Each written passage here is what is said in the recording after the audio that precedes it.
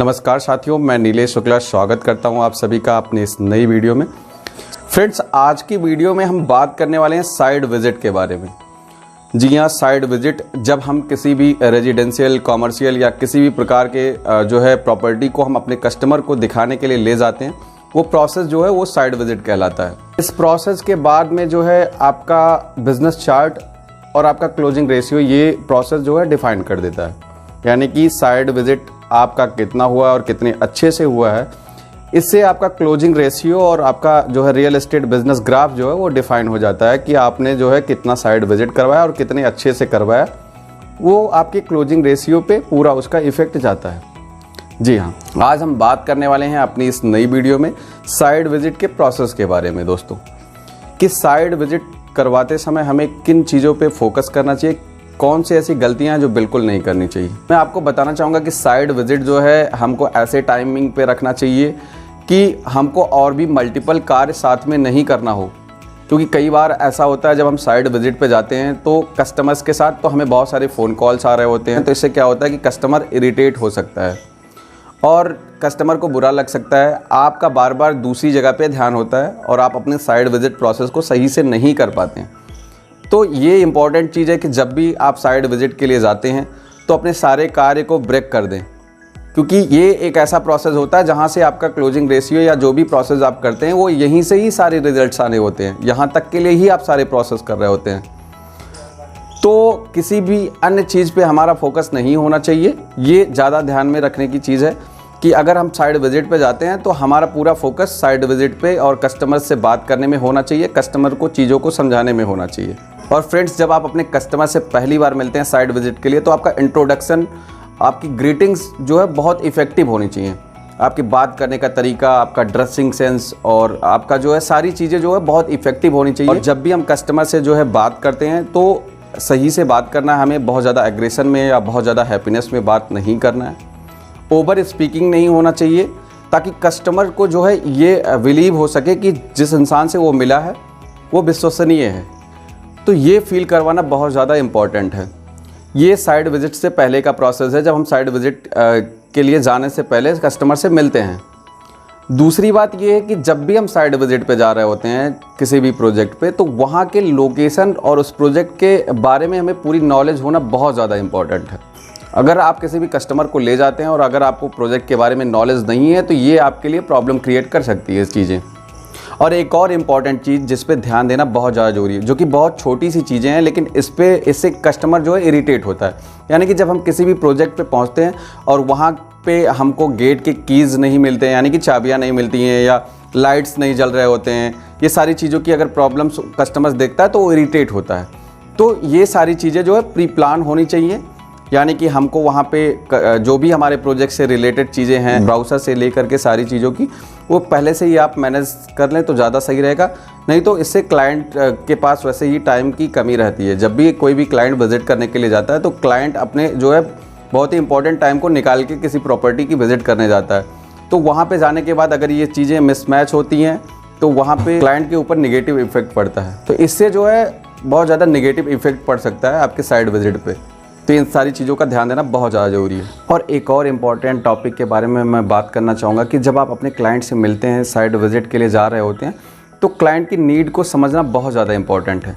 क्योंकि phone call पे हमारी उनकी बात हुई होती है, तो देखिए फ़ोन पे कोई कुछ भी कह सकता है। यानी कि जब हम अपने प्रोजेक्ट का डिटेल बताते हैं क्लाइंट्स को, तो क्लाइंट एक बार यही कहता है आपसे कि ठीक है, मैं आपके प्रोजेक्ट को जो है विज़िट करता हूँ।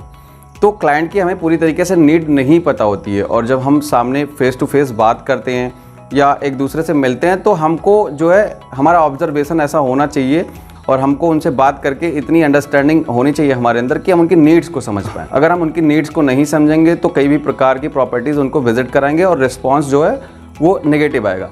तो इसलिए क्लाइंट की नीड क्या है, उनको किस प्रकार की प्रॉपर्टी की ज़रूरत है, उनका बजट क्या है, उनको किस हिसाब से प्रॉपर्टी चाहिए, ये सारी चीज़ों को रेट करना बहुत ज़्यादा इंपॉर्टेंट है। क्योंकि कस्टमर से जो है फ़ोन कॉल पे बहुत ज़्यादा बातें होती नहीं है, बस साइट विजिट का शेड्यूल्ड होता है। एक बार बात, 2-3 बार बात हुई, साइट विजिट का शेड्यूल्ड हो गया।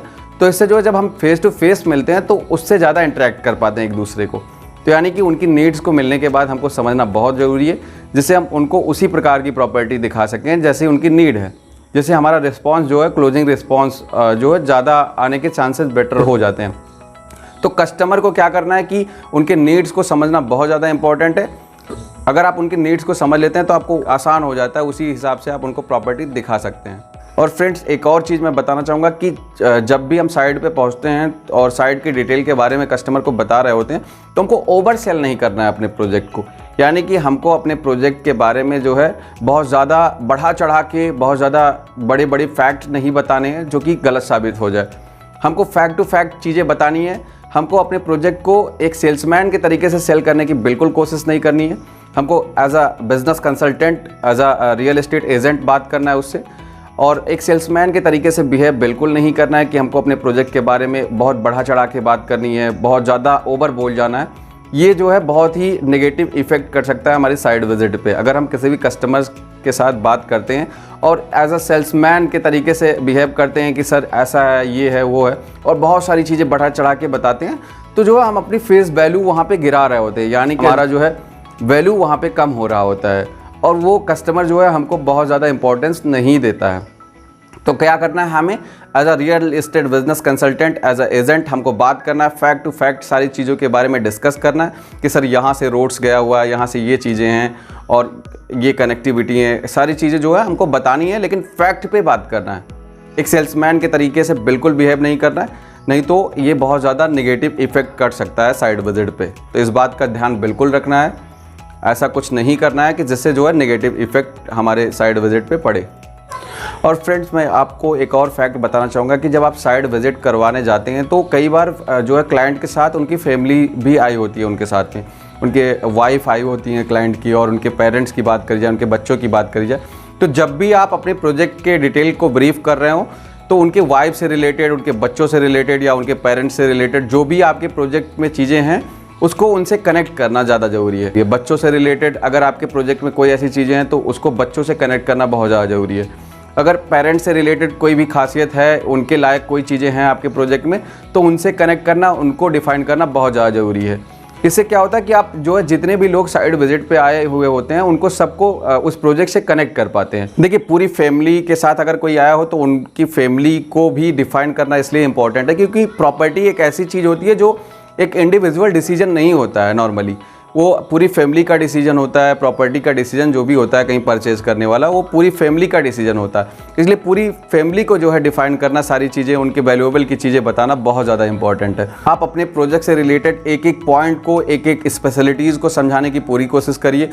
जितने भी फैक्ट हैं, इंपॉर्टेंट चीज़ें हैं, वो सारे जो है क्लाइंट को आप बताने की पूरी कोशिश करिए। एक एक चीज़ जो है वहाँ के फ्यूचर के बारे में, वहाँ के प्रेजेंट डेवलपमेंट के बारे में, सारी चीज़ों के बारे में जो है आप अपने क्लाइंट को पूरी तरीके से ब्रीफ करिए। और आप कोशिश ये करिए कि जितने भी लोग उनकी फैमिली के साथ या वो अकेले आए हैं अगर, तो आपको वहाँ पे क्या करना है कि क्लाइंट को उस प्रोजेक्ट से रिलेटेड ड्रीम क्रिएट कर देना है। वहाँ के जो है लोकेलिटी से लेकर के, वहाँ उस प्रोजेक्ट के स्पेशलिटी से लेकर के सारी चीज़ों के बारे में उनको कनेक्ट कर देना है। उनको एक फ्यूचर उनके दिमाग में क्रिएट कर देना है, एक ड्रीम क्रिएट कर देना है कि आप परचेज करने के बाद क्या क्या हो सकता है उनके साथ और कैसा वो फील करेंगे। ये सारी चीज़ें अगर आप ऐसा फील करवाने में उनको कामयाब हो गए तो आपको बिल्कुल ये क्लियरिटी है कि आपको जो है अच्छा रिस्पांस आने की पूरी संभावना है वहाँ से। और फ्रेंड्स, कई बार ये होता है कि अगर आपने साइट विजिट करवाई और कस्टमर ने साफ मना कर दिया तुरंत ही कि उनको ये साइट समझ में नहीं आ रही है, तो आप क्या करते हैं, एक ही दिन में दूसरे साइट्स को भी विजिट करवाते हैं। वो कस्टमर को नहीं समझ में आई तो तीसरी विजिट करवाते हैं और उसके बाद चौथी भी, पाँचवीं भी, ऐसा भी हो सकता है। तो ये आपके लिए बहुत ही, आपका कस्टमर जो है कन्फ्यूज हो सकता है इससे। यानी कि अगर आप एक दिन में मल्टीपल साइट्स दिखा देंगे, ढेर सारी साइट्स अगर आप कस्टमर को दिखा देंगे तो क्लाइंट पूरी तरीके से कंफ्यूज हो जाएंगे। पूरे चांसेस हैं उसके कंफ्यूज होने के, क्योंकि क्या है कि मैंने जैसा कि आपको पहले ही बताया कि कस्टमर्स की नीड को समझिए और उसी हिसाब से उनको प्रॉपर्टी आप दिखाइए। वहाँ पे जो है कस्टमर के समझ में आने के पूरे चांसेस होते हैं कि उनको प्रॉपर्टी जो है समझ में आएगी अगर आपने उनकी नीड्स समझ ली। दूसरी बात ये है कि अगर किसी भी रीजन से उनको प्रॉपर्टी नहीं समझ में आती है तो उनको क्या करना है, आपको एक दिन में 2 प्रॉपर्टी उनको दिखानी है। यानी कि आपने जिस साइट के लिए शेड्यूल रखा था उसको दिखाना है और अगर आसपास में कोई उनके हिसाब की कोई प्रॉपर्टी है तो उसको भी दिखाना है। उसके बाद जो क्या करना है कि अगर वो भी नहीं समझ में आती है तो आपको जो है दूसरे दिन का डेट रख लेना है।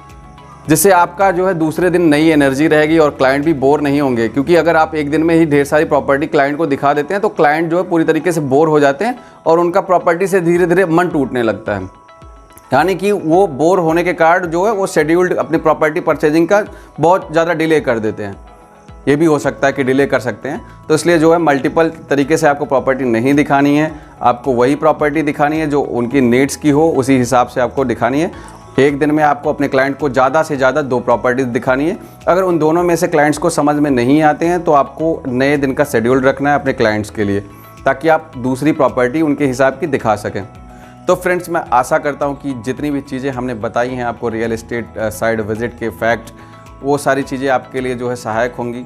और अगर आप किसी भी प्रकार की इन्फॉर्मेशन चाहते हैं रियल एस्टेट से रिलेटेड या प्रॉपर्टी से रिलेटेड, तो आप स्क्रीन पे शो हो रहे नंबर पे कॉल कर सकते हैं, नहीं तो कमेंट बॉक्स में आप कमेंट कर सकते हैं। आपकी पूरी तरीके से हेल्प की जाएगी। और अगर आप हमारे चैनल पे नए आए हैं तो कृपया चैनल को ज़रूर सब्सक्राइब करें। यहाँ पे आपको प्रॉपर्टी से रिलेटेड, रियल एस्टेट बिजनेस से रिलेटेड सारी चीज़ों की वीडियोज़ मिलती रहेंगी। वीडियो देखने के लिए आपका बहुत बहुत धन्यवाद।